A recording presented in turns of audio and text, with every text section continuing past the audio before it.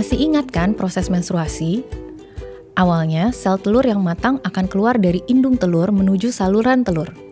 Proses ini disebut ovulasi, yang menjadi penentu masa subur, yaitu saat kehamilan paling mungkin terjadi. Vagina pun mengeluarkan lendir agar hubungan seks lebih mudah dilakukan. Setelah laki-laki ejakulasi di dalam vagina, sperma akan berenang masuk ke dalam rahim hingga ke saluran telur. Kemudian terjadi pertemuan antara sel sperma dan sel telur yang disebut pembuahan. Hasil pembuahan yang disebut zigot ini akan terus membelah diri sambil bergerak menuju dinding rahim dalam waktu 5 hingga 7 hari untuk akhirnya membenamkan diri di dalam dinding rahim. Test pack akan menjadi positif 2 minggu setelah terjadinya pembuahan, walaupun ibu mungkin belum mengetahui dirinya hamil. Saat ibu terlambat haid, kehamilan ibu sudah mencapai 4 hingga 5 minggu. Ini adalah saat yang tepat untuk melakukan pemeriksaan kehamilan ke dokter. Kehamilan dapat dibagi menjadi 3 trimester, trimester pertama, kedua, dan ketiga.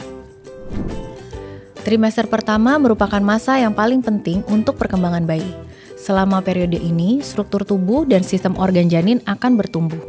Ibu bisa mendengarkan detak jantung janin melalui USG mulai usia kehamilan 6-8 minggu.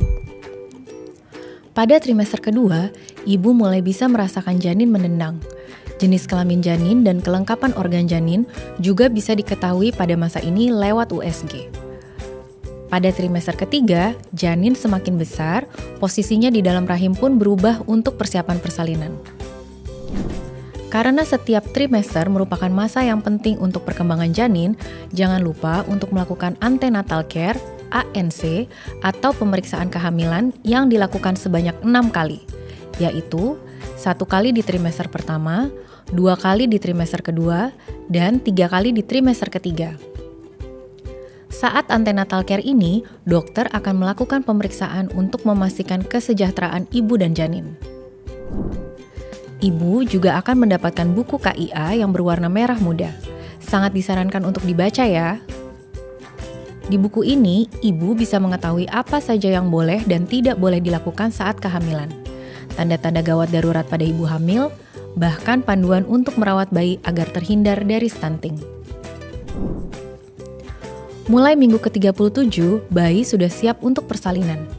Ibu mungkin akan mengalami tanda persalinan di minggu ke-37 sampai 40, dengan kontraksi persalinan yang semakin kuat dan semakin sering, dan bisa disertai keluarnya air ketuban. Pada saat ini pun bisa keluar lendir yang mengandung sedikit darah dari vagina, dan ini normal terjadi. Segeralah ke fasilitas kesehatan terdekat jika tanda-tanda persalinan ini muncul. Namun, jika selama kehamilan kamu mengalami nyeri ulu hati dan atau mual muntah, tidak mau makan, demam tinggi, sakit kepala dan atau pandangan kabur dan atau kejang, disertai atau tanpa bengkak pada kaki, tangan dan wajah, air ketuban keluar sebelum waktunya, pendarahan, janin dirasakan kurang bergerak dibandingkan sebelumnya, segeralah periksa diri ke rumah sakit terdekat.